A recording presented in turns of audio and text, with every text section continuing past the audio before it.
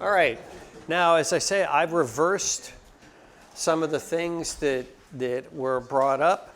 And as I said, it was really sad, that you had to put being proactive or opening yourself up to moving forward ahead of actually thinking what you want to accomplish, because in that corporate world, so many people were afraid to lean into giving their opinions, afraid to participate, that you actually had to give people permission first. I'm going to take it that you guys, because of the moral compasses you have, because of your strength and conviction, don't need to be given permission to say the right thing first. And I really think you should start everything with the idea that, well, where do we go with this? The Bible's given us a really good roadmap for how to live, the lessons learned, and go with it. Then anything we should be framed by, where am I going to go with this, and who am I going to be in it? We've got a roadmap for both. It's pretty easy if we actually choose to read it. All right, so I'm going to start talking about the idea of being effective, where you have a vision. Yes? So, you may have already said this, but I'm kind of just confused. What do you mean by end of the mind? Oh, begin with the end in mind. Not of mind, in mind. Sorry, I misread that. In. Here, let's back up. Oops, wait a minute. Here we go. Begin with the end in mind. Sorry, I just misread it. Okay. No, we're not going to end our minds. We're supposedly enriching them while we're here. All right. So what do? We have a vision. Well, we have the bigger vision for living in the light of Christ and the wonderful world He's created for us. But then there are things you want to accomplish in it. And we've talked a little bit about the tools for actually getting things done in His name towards reaching to others, being the person we have been shown to be, despite ourselves, in the organizations we're part of, the futures we have, the families we're going to be part of, all those parts. So we have a vision for that. We want to make a commitment to it. And then what are the purposeful things we do? Well, one of the things that I think within our mission, as I've said before, is we have an implicit one to walk in the light of Jesus and lead people to Him, be open to that. When someone's open to Him, teach them to follow Him. And if it really works out well, get a whole nother group to go out and think of the multiplication, 1 to 4 to 16 to 64 to 512 and 1,028. I forget all the binaries, but it's a big number. All right? So we must give our own way, take up your cross daily, and follow me. All right? Now, when we have a goal in mind, there's sort of the common things like, well, I can't know how my life's going to turn out. I'm just going with the flow. How many people have just said, well, I can, you won't get it here, but this is a common way a lot of people think. Well, the practical matter is no, I can't decide if there's going to be a traffic jam out there, but I can make some decisions about who I'm going to be while I go through it and how I'm going to choose to act. So how would be, what if I really had a good idea about my purpose so that I can make that difference? I can live within the confines of what Scripture has told me. We have that roadmap. And I'll bet we all know people are just kind of, go with the flow, whatever. Hang loose, I'll figure it out later. Just kind of drift. I see that as like the cork, bouncing. There is a lifeboat at the end of that rope behind the big ship, but it's going like boom, boom, boom, boom, boom. That does not get us anywhere. Does not take us closer to God, does not do anything. Common practices. Well, let's get something going. Well, what is exactly we want to accomplish? The better we know that, the clearer it's going to be.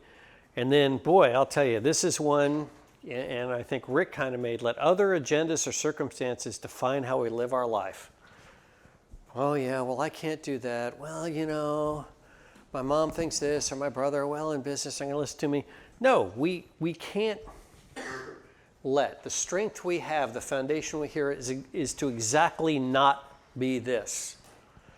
As Rick pointed out, we're kind of wired a bit to please others and kind of want to fit into the group. And boy, once you get outside of this group, that is not a road you want to take. The self-rationalization of what things are a good idea, when you get out of a good group like this, are nuts. I mean, there have been times where I've been in a room full of, I'll just refer to a room full of suits, people who should know better, and they're, well, we should do this or that. We wanted to raise $3,000 for this project. We got 4. Let's take the 1,000 and put it over here. And I'm like, no, the money was raised for the project. You can't use it somewhere else. Yeah, but we got extra money. I said, no, it's not yours. It's the donor's. What do you mean? No, you can't. I know you feel you need it, but it's not your money. You can't do that. And you get this look like, what do you mean it's not mine? No, it's not your money. Then eventually somebody finally gets it in their head. Yeah, I guess the people gave it with the intent of this. I said, yeah, you can't ask somebody to give you money for a retirement event and then go use it on lawn equipment. That's a lie. Really? Yes, I know you want new lawn equipment, but it's not yours. It is amazing when there's some other need or urgency out there, how people will rationalize. Now, there was one of the dumber board meetings on at a condo association. That's actually a real live event where money was raised for somebody's retirement dinner and they wanted to spend the extra money on lawn equipment. It's like, no, you give them golf clubs.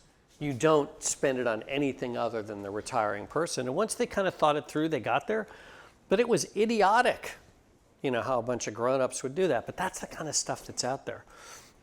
So if we live, now we've got the foundations of the best personal mission statement in the world in this book that sits on our desk that you guys can quote amazingly well, which I really appreciate. All right? But it's also, there's the practical application, the reminders we need every single day. And that's where we look at the end in mind. So the idea of creating with an end in mind is we think, well, what is the outcome we want before we act? And it works for a project, like I talked before.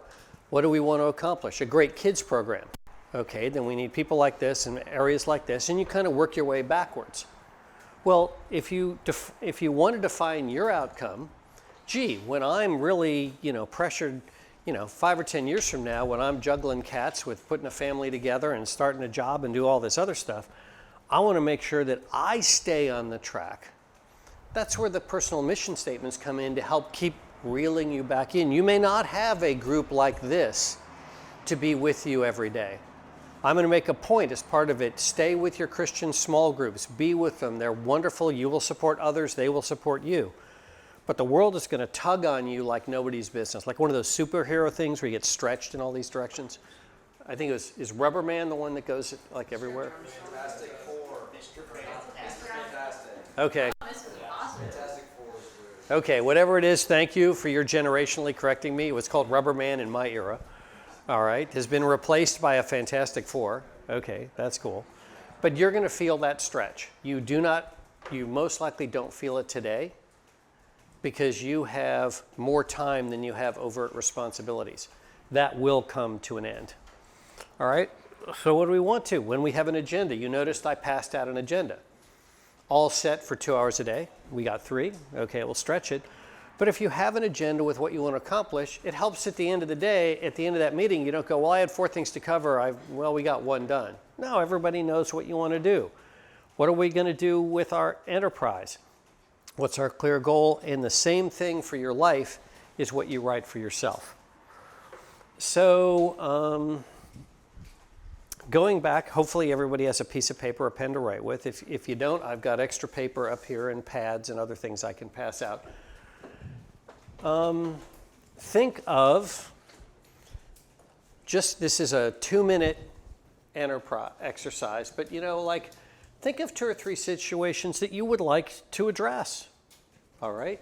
And this is, well, I want to work a bit more on my health, or I want to spend more time in really getting to know my friends better, or I want to understand I've never had a crisis, so I'd really like to understand how you're effective, or there's some books I want to read. Take a minute and think of some outcomes or 2 or 3 situations that are just specific to you. You're not going to share them with anybody. I'm not necessarily going to, there's no quiz here. There's no right or wrong answer. There's simply things that you may want to accomplish that you're not doing right now. Or you are, but you'd like to do better.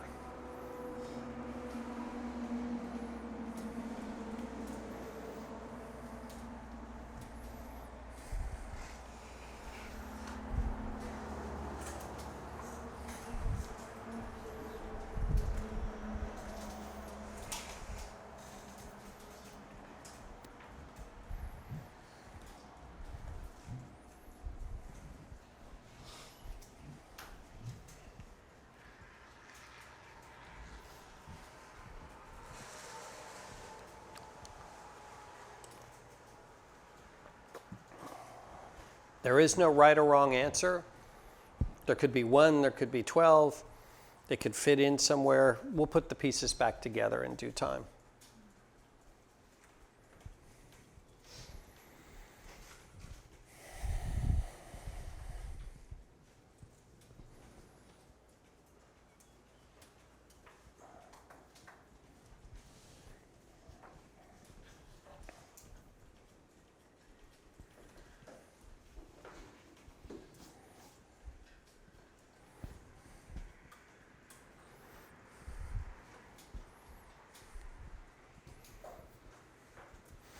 Now, an interesting statistic.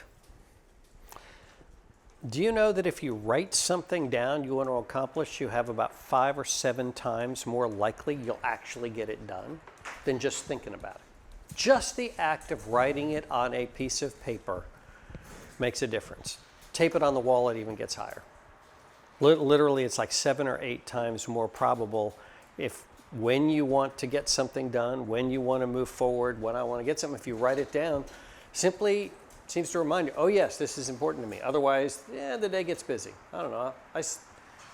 I would, when I was your age, if I had had a smartphone, man, I could tell you, I could exercise what I really need to do to overcome, some of the stresses I have, or I could lie on that couch and play with my smartphone. I could say probably at your age, I would have been lying on the couch playing with a smartphone, even if I knew better, if I didn't remind myself. I'd love to say I was disciplined enough. At your age, I would not have been. And so I'm going to flip through this. So what is that good? We've already talked about this in the other day. So I have some examples. Let me see if I can find them in all my stacks here. I did a program back in 2006 in a corporate world. So this is geared for a corporate setting.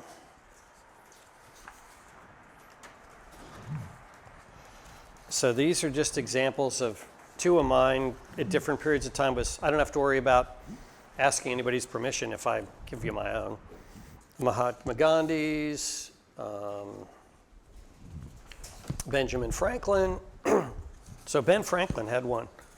That goes back a while. There's nothing magic about them. They all kind of say different things, but they all helped inspire people. Gandhi's was particularly interesting to me because he presented himself as a Hindu, but his number thing is he would only fear God, singular. Anybody who knows anything about how they practice Hinduism in India, man, they got gods and demons and entities all over the place. When I was doing mission work there, you would see people and they would be having their cigarettes behind their back all the time. It's like, okay, is this kind of a weird custom?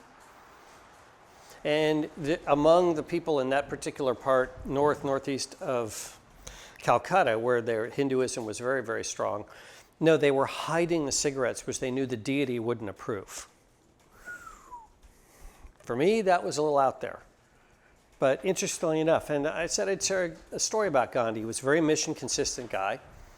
And he came to speak to the British Parliament. And he spoke for like 3 solid hours. Succinct, clear as to why India should be free.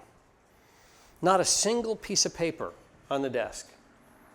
Just told a story. And they came to him later and said, how in the world did you do that? Did you memorize this thing? And he goes, no. When it comes from your true heart, you don't need to write it down. You don't need to remember what to say when that is who you are and it's from your heart. That was a very powerful lesson. That then what does it take when you pray? Do I need a script? When you feel it from your heart, for some reason, it just comes out. What a wonderful part of a reminder that the uncluttered mind and the open heart does that. So those are just ideas of how you think about it and the kinds of things. Now, as we look to how we get guidance through difficult times, let's add to that list of a couple things you want to do. And we'll start to assemble this a little bit later. You'll see it come together. But think about who has influenced you and what do you admire about him? And okay, everybody can put Jesus Christ on the top. We get that. But number 2, 3, and 4, you know, there have been some people who probably really made a difference.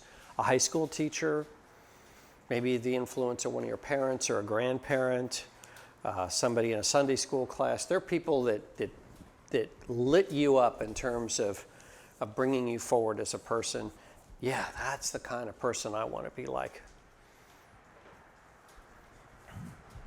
And what do you admire about it? Take a minute and write down a name or two, understanding that everybody starts at number 2 except Jesus. So, does this person have to be someone we know? No, it can, no. Winston Churchill is one of my favorites. No, most of my favorite people, and I'm going to show you some of mine in a moment, are all dead. William Wilberforce, who ended the slave trade, the British delivering the slave trade in the early 19th century. Great hero of mine. John Locke. You know, no, I've got plenty of heroes that actually, I think all my heroes are dead. But I'm a voracious reader and studier of history, so I've got those little bits and pieces.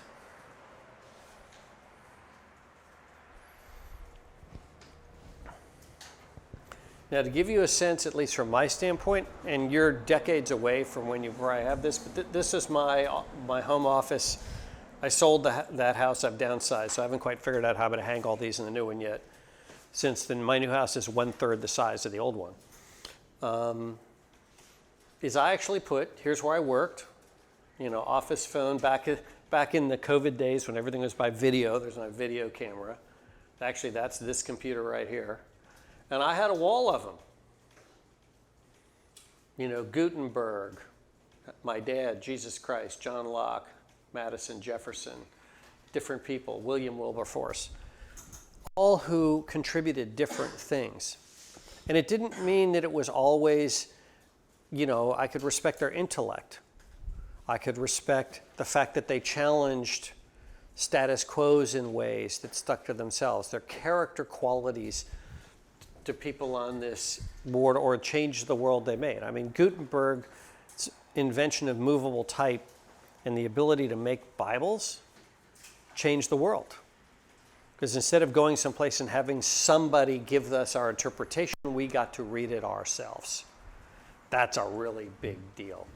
So I actually have a wall of these guys, and I carry things around, and I'm welcome anyone. Has anyone seen the movie Hacksaw Ridge?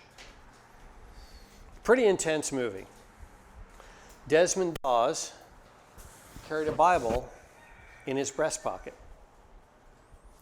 This is one of those Bibles that was carried during World War II by a soldier actually in the European theater, which if I can get out of it, the leather shrunk, so it's testing me.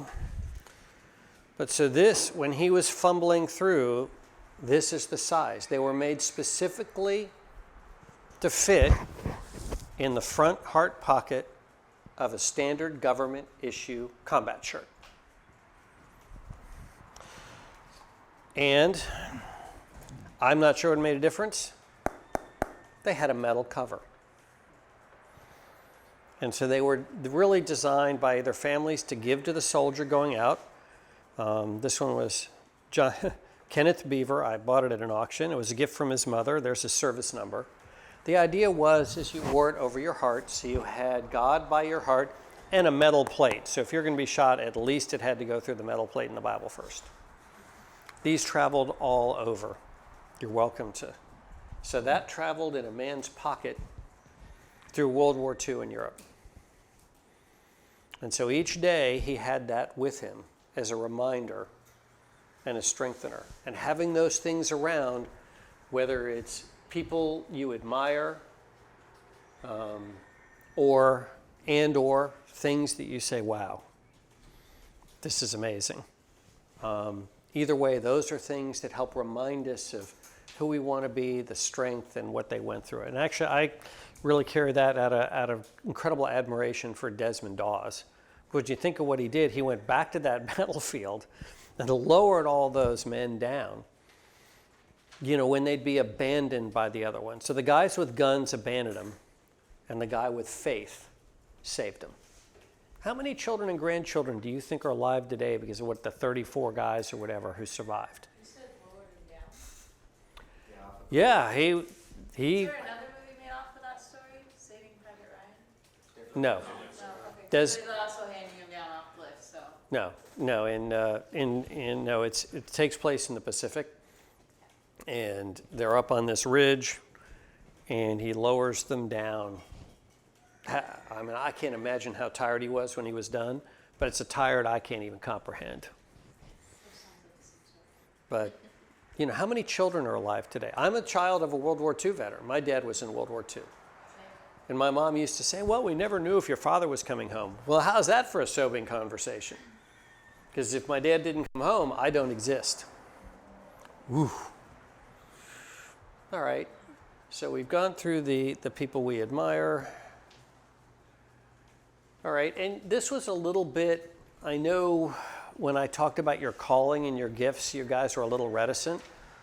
But again, let's take a moment. No one's going to see this. So you don't need to be bashful around yourself. If you feel here are my gifts, I'm at my best. Here's things I can do. Maybe here's some things I need to work on. Just take 60, 90, 100 seconds and jot down, no particularly long thing. And this is just for you. I don't need to see it. You don't have to share it.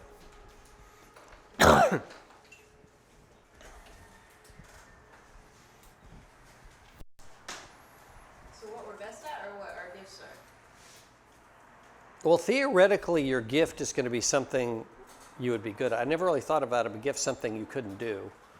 But yeah, if you have a gift, if we think of, is it 1 Timothy or 2 Timothy? They talk about what your gifts are, and we all have our different gifts. Oh, we're talking about 1 Corinthians? Maybe it's from it's in 2 or 3 different places. But either way, there's several places in the Bible that talk about, we each are given and granted different gifts.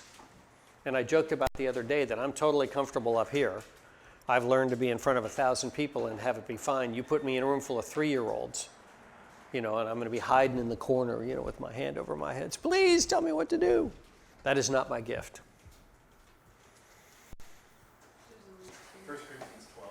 1 Corinthians 12. Thank you. So, I knew it was in there somewhere. But I think there's also some of it in might be one of the Timothys too, some reference to it. But either way, the idea that we have them, and they're all going to be different, every one of you. And some of you may not have really felt that calling, or it hasn't bubbled up yet. But as you do things, it will bubble up.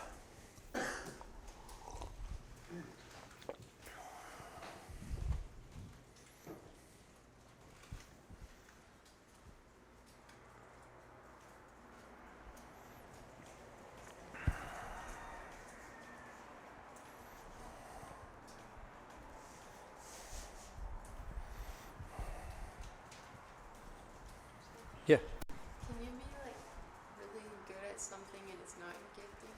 Yeah. Yeah, I mean, just simply because you have a skill may not mean you're called to use it.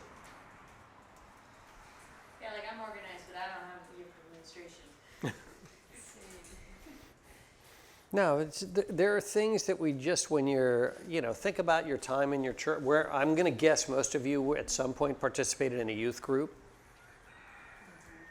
What were the things that came natural? Like, as we sorted out putting a project together, this is where I just fit right in. But yeah, I'm really good at math, and I seem to be good at giving examples or teaching. So that's where I go. So I help churches with endowments and investments. I've also done that professionally for 44 years, so I suppose there's a little bit of that in there too. But ideally, there's ideally something you do well that you like doing, that then, that's your gift, and they're different. Like I said, I'm good at endowment management. I've helped many churches help run the money they've set aside and invested. As I say, I don't charge for it. I just do it as a courtesy. helped them put their policies together and get their stuff done. There are members of the ministerial staff that have about as much interest in trying to figure out investment strategy as jumping out a window or running through a cactus factory. Just not their thing. They want to save souls. They love Scripture. This stuff, I don't understand it. I don't want to know. This is what I want to do. Great, it's not their gift. But there will always be people in the congregation who have it. And so that's then the numbers nerds end up in the endowment committee, and those with great of heart and love kids end up running the other stuff. And so just because of time, I think all right, we'll spend another 90 seconds or a minute on this one. At your age, it'll be easier. And that's that we each have roles. So we think of, what does it mean that I have a role? Well, I have a role here as a student. I have a role responsible for my own well-being. I have a role as hopefully a good sibling, maybe, or a good member of my family. Probably each of you have 3 or 4 of them.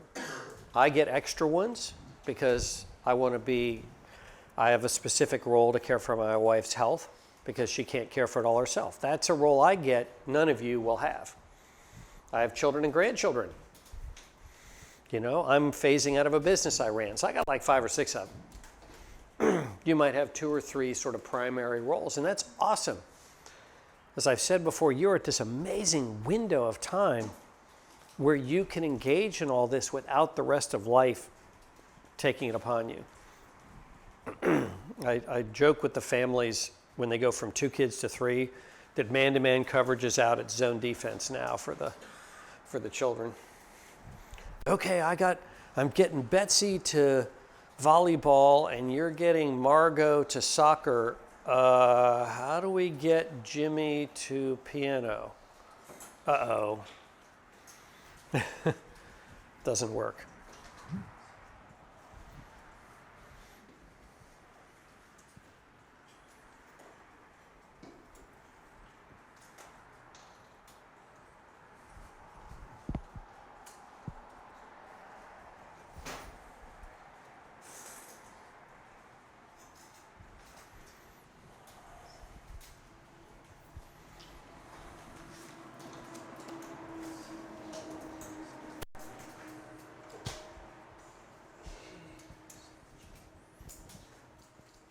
Yes, sir. When you were talking about gifts, were you talking about 1 Timothy 4:14? Do not neglect your gift, which was given you through prophecy when the body of elders laid their hands on you. June? Or there's one second.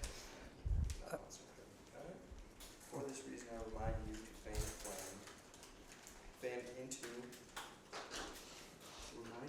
fan into flame the gift of God, which is in you through the laying of my hands. That's the same thing. What's the verse?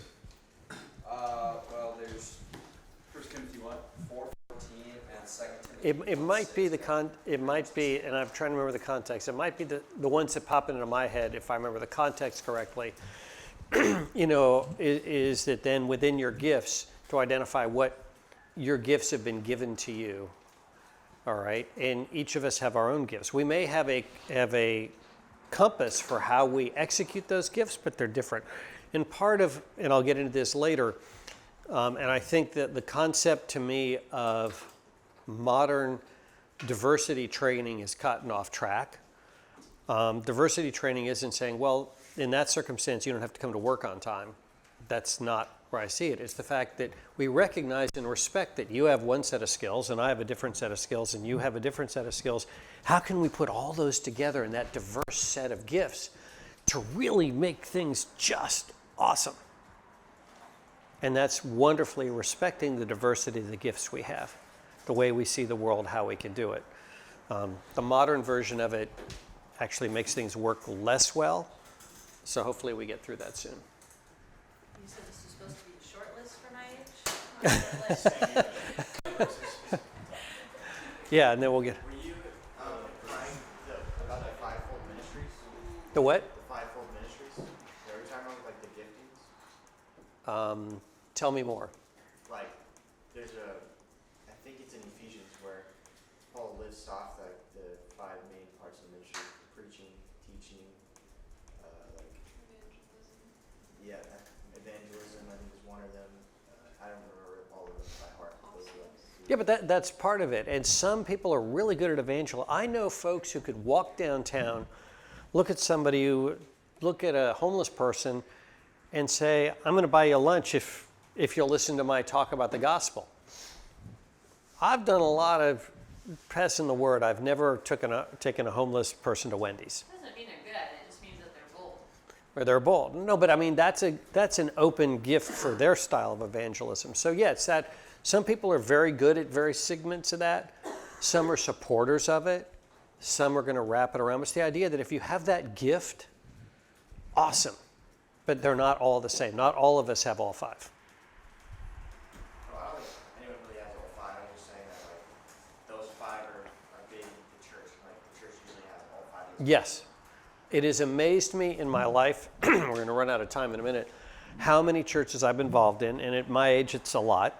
I was born Episcopalian, went away from that church because they had ritual more important than scripture sometimes. My wife was raised Catholic. She got away from it because catechism in some ways was more important than the scripture.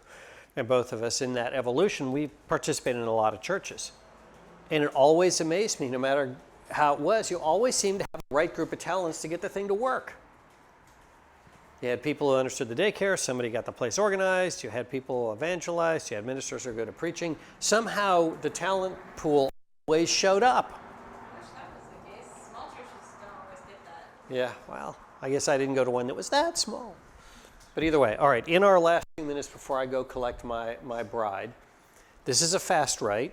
There is no correcting this. There is nothing else other than to throw down the idea of take a look at what you wrote, and if you were going to write yourself a message based on who I want to be and we talked about, and keeping up with those roles and what's important to me, what roles I have, if I was going to write myself a quick paragraph and say this is what I want to see each day to help me get that done and to be there, write yourself a note.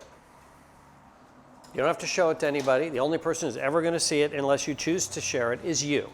No one else does.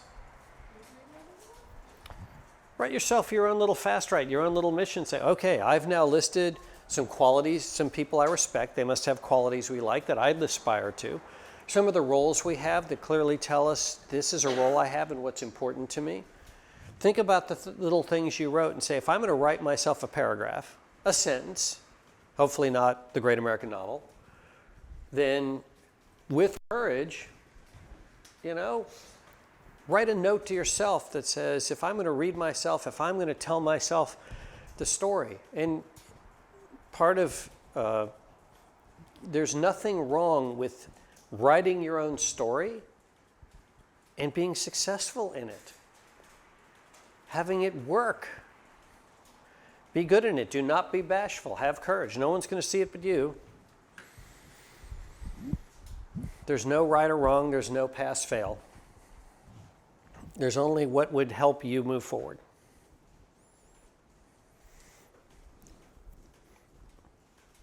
All right. If you're not done, you can keep going after you're done. In effect, this letter to yourself, a challenge to yourself. But we have a timetable, and I've been told what time we need to finish. I don't need to know, but these affirmations, these reminders, as we put them all together, help you get through the day, whether it's reflecting on the roles you have, because when you get busy with one, you tend to forget the other ones. That's never good. We don't want to add the guilt thing. And when I think about the challenges I have, even with what I've gone through for my wife and other stuff, and I think of Desmond Dawes, the courage he had to climb up that cliff and go and bring the men down. I've never, that's a level of courage way beyond anything I've ever had to face in my life, ever. That's the kind of courage that I would like to think that I could aspire to. Not sure I'll ever be there. I really hope I'm never having to climb up a ridge under machine gun fire and carry, dozens of people, many of them bigger than he was. I mean, If you ever look in Wikipedia or look at the picture, he's not a big guy. He's like a skinny guy. And yet, look at what he did. He had a clear mission to save those people. And he leaned into whatever fears he had. And so this is a reminder to me, my written piece is a reminder to me, and we'll come back to it. You know, and I'm, February 10th, I take off for the mainland. When I come back next, you guys will, will have moved on.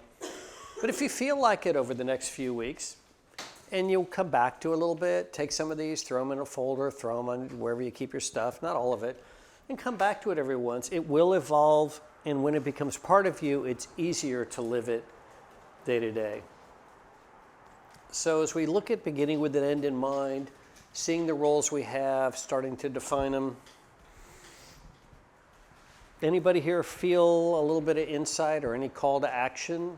Anything come to you from thinking forward? It's not a trick question. Yes, sir. Just something that you said, just a little thing, it doesn't seem like super big, but to me, it was really impactful, was just the idea of setting a vision inside, having a mission that you want to achieve, and writing it down, and that increasing, and Oh, it's huge. yeah, I've seen that in my own life, where things that I have written down are usually the things that I've accomplished, the things that I've thought about or talked about get accomplished much less. So definitely something I want to implement in trying to achieve my goals. Yeah, and there's a fake, I believe it's fake, there's some fake study that said the Harvard class of X were all said to write goal mission statements and they're far more accomplished than anybody else. Part of that was actually, I believe, made up, even though it's, I think it's finally stopped going around the internet as much as it used to. But the practical matter is if you write it down, and particularly if you use a Post-it note, stick it on the mirror, so it's kind of like, yep. Your chances of getting things done are so astronomically higher. All right? But don't set too many. You don't put 20 things on there. You just pick one or two. That's it. Because you put 12 on there, you'll fail, and then you have a failure day. And failure days, we've talked about, don't go well. All right? But, when you have those good days, when you start that day with a prayer, with a passage, with something that lifts you up, something other than an alarm that goes, wakes up the whole floor. All right? Are you the one with the special alarm clock? The one that covers the entire building? Oh, no. That's all right. That's all right. I use music to wake me up in the morning. It's a little slower, but it's not that, where am I? Where did I go? So hand up or just playing with your water bottle? Okay, good. All right, well, hopefully there were a few thoughts in here about the idea that when you put this in and you think about the roles I have and I write it down, as we formulate it, then the things that are truly important to you, as we aspire to the life that God has intended for us, respecting the challenges we put before ourselves with the behaviors and the like that we should be living, then let's go ahead and live this richly and not feel bad that we forgot to call our sibling, but we did. Let's not layer ourselves with little guilt bricks from the stuff we didn't do. When you see something important, write it down, give yourself a note, knock it off, and everybody wins. The person you touch feels it.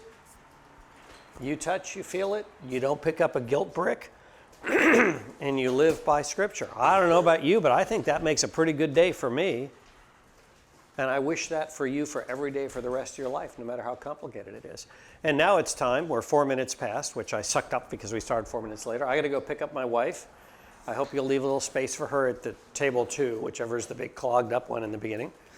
But she just was so inspired when we left yesterday. I mean, and if you haven't noticed, I am very protective and very supportive of her engagement in life, despite the challenges she faces. I don't know if any of you, I wrote a story about it to help me kind of think through the positive things that can come from a difficult day.